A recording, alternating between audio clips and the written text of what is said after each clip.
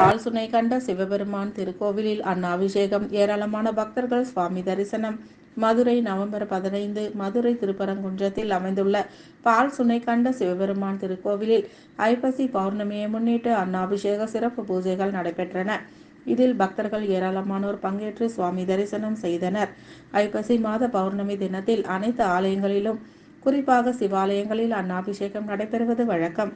அன்னத்தை தனக்குரியதாக மட்டுமே வைத்துக் கொள்ளும் எவராக இருந்தாலும் அவர்களை விட்டு இறையருள் விலகும் என்பதே வேதங்கள் கூறும் நிதர்சனமான உண்மை.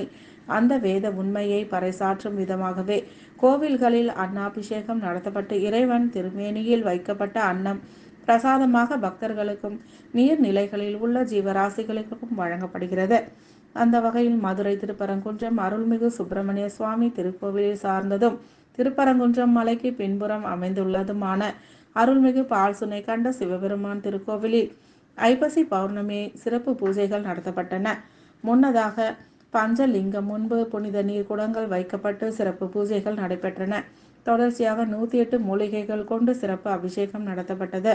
இதன் தொடர்ச்சியாக லிங்கத்திற்கு பால், தயிர், பஞ்சாமிர்தம், இளநீர், சந்தனம் உள்ளிட்ட வாசனை திரவியங்களால் சிறப்பு அபிஷேகம் செய்யப்பட்டது. இதனை அடுத்து பூஜையில் வைக்கப்பட்டு இருந்த புனித நீர் குடங்கள் மங்கள வாத்தியங்களுடனும் சங்கொலி முழங்கிட ஊர்வலமாக கொண்டு வரப்பட்டு பஞ்சலிங்கத்திற்கு அபிஷேகம் செய்யப்பட்டது. தொடர்ந்து அன்னம் சாத்துப்படி செய்து காய்கறிகள், பழங்கள் படைக்கப்பட்டு சிறப்பு பூஜைகள் நடத்தப்பட்டு தீபாராதனை காண்பிக்கப்பட்டது. அன்னாபிஷேகத்தை முன்னிட்டு நடத்தப்பட்ட 108 மூலிகை அபிஷேகத்தில் இருந்து பெறப்பட்ட பிரசாதம் நாள்பட உடல் நோய் உள்ளவர்கள், குழந்தை பாக்கியம் வேண்டுவர்களுக்கு பிரசாதமாக வழங்கப்படும் என்பதால் ஐப்பசி பௌர்ணமி சிறப்பு பூஜையில் மதுரையில் பல்வேறு பகுதியில் இருந்தும் பக்தர்கள் ஏராளமானோர் வந்திருந்து சுவாமி தரிசனம் செய்தனர்.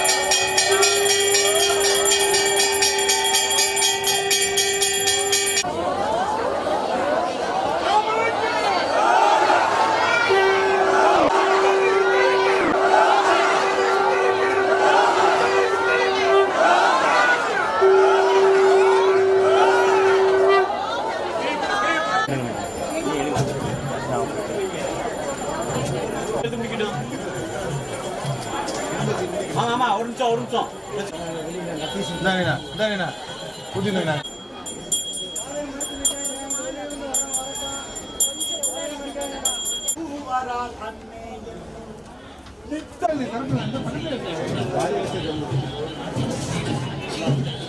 உன்னற்கரிய திருத்தரமங்கைய மன்னுவதன் நெஞ்சில் அன்னை என்னும் உன்னற்கரிய திருத்தரமங்கைய